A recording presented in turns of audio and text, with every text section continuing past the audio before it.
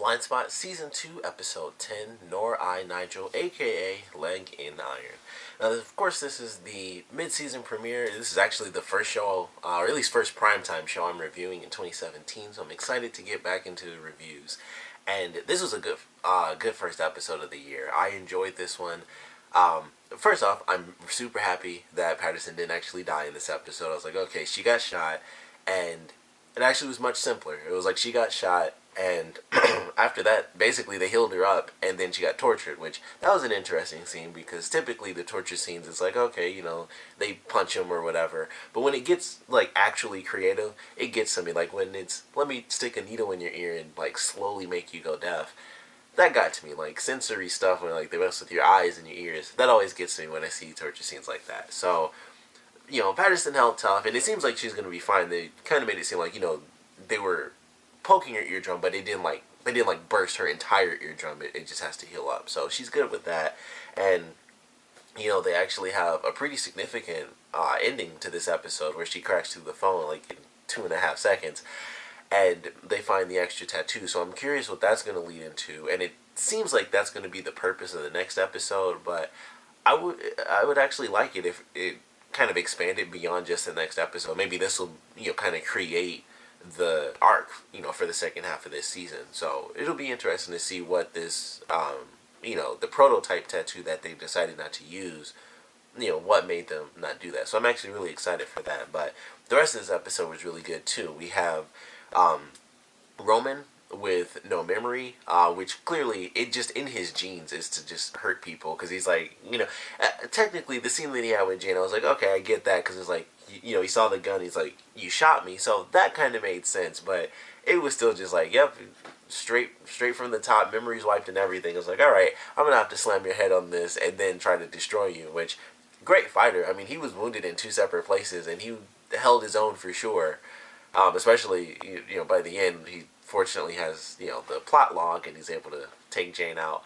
But I like that. I was like, that's just crazy. Like, it's in his DNA to just snap on people. And then the little girl comes up with the coin and he, like, picks up the fork and he's, like, kind of freaking out a little. I'm like, this little girl picked up the coin. Like, I know it means a lot to him, but even he has to have some sort of, you know, sense of that. But, you know, his memory's wiped and he's kind of in a haze a little bit. But I thought that was cool. I was like, alright, so he's lost his memory. You know, they eventually end up bringing him in after the crazy diner shootout. And, you know, he takes out a bunch of people. All of those people suck, as usual, like most villains, where they have way better weapons. They all had little submachine guns, and he has, like, a knife. He has, like, knives and forks, and he's using, you know, makeshift weapons and stuff.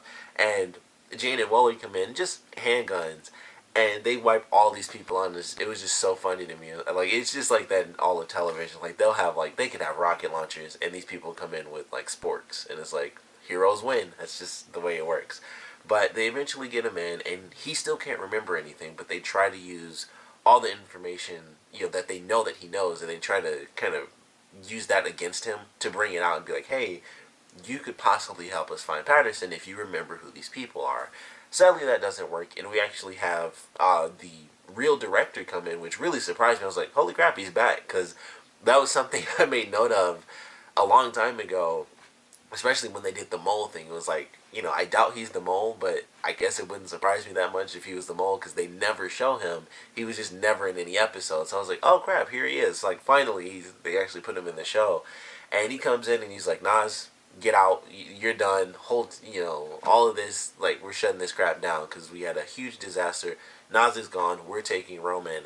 And Weller is like, no, you know, all of this, you know, he, as he says, like, do you really want all of this on you? So that's what Weller decides. So Nas is coming back in, I would assume, in the very next episode, and Roman is going to be staying with them as they try to get extra information that they didn't have, while also kind of lying to him, because Jane says that, you know, she of course doesn't say, like, you know, I wiped your memory and stuff. So we'll see how that plays out, and if Shepard's able to actually kind of get to Roman. Of course, that was the point in this episode, but that doesn't succeed for her, so they have to kind of go through different means to try to get some extra information.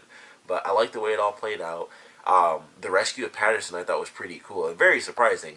I didn't know Boden, or Nigel, I'm still going to call him Boden, but I had no idea that he could fight like that. And that was pretty awesome. That was honestly a pretty great scene. I was like, holy crap, if he wasn't a villain, I'd really like him right now, because he was doing capoeira, and you don't see that too often in anything. Like, no one ever uses capoeira as their martial arts. So I loved getting to see that. I was like, that's pretty awesome. Like, he was fighting like crazy. I was like, I didn't know he could fight at all. And especially the part where he was supposed to get handcuffed, and he ends up handcuffing Weller, and he like slides under him and cuffs his leg and stuff. I was like, that was actually amazing, but he's the villain, so I kind of hate him for it. But of course, he can't kill Weller. We still don't know what this end game is, but for whatever reason, Weller is a huge part of it, and that's another kind of minor catalyst for the rest of the season, is trying to figure out why in the world is Weller so important that they wanted to keep him alive, safe and alive. So we still have to wait for that. Hopefully that does actually get revealed by the end of the season. That's something, just because it's such a big mystery. Like, how is he possibly that important to the end game? That's what I'm really hoping for, is that we get at least that answer. I mean, at this point there aren't too many questions. It's kind of like the only one. It's just what else is going to happen. But as far as like true mysteries, that's kind of the only one we have. Like, why do they need him alive? So I hope that gets answered by the end of this season. But even if it doesn't, I'm going to be excited for it. It's just, as with all mystery shows, like sometimes you got to give us the answers and then just have some other mysteries in there. So hope we get that. But enjoyed this episode. We also had a very small moment with Reed and Zapata, and that didn't work out too well for Reed. Like, he kissed her, and she's like, we're just friends. And then she was like, I'm gonna go. And then he's just left there and is like, man, that sucks for him. He can't walk, and he just tried to, basically, kiss his best friend, and that just didn't play out for him. And it's like, wow, that sucks. We'll see if they actually change that up. I believe I mentioned that in the last half of the season. Like, I wouldn't be surprised if they did that, because they just work so well together, and that that is their relationship. They're so jokey and stuff, but it just like he said, it kind of seemed like a natural progression, but it's not always like that. Like, for some people, it really is just, hey, you are my best friend, and that's where some people do want to keep it. So we'll see if that changes or not. Sorry, I got my nose is clogged a little bit. But we will see if that changes. But I thought it was cool. I was like, all right, they actually touched on it, so it could lead to something else. But I'm excited for what they're doing for the second half. I thought this was a great first episode to come back to. And, of course, I want to know what you guys thought about it. So please comment below. Let me know your favorite parts, least favorite parts. And I would ask your theories on why Weller is so important to the end game. But I feel like that's way too vague. There's, no evidence or anything. It's just all theory. So instead, I will ask what you guys think is actually going to happen with Boden in the second half of this season.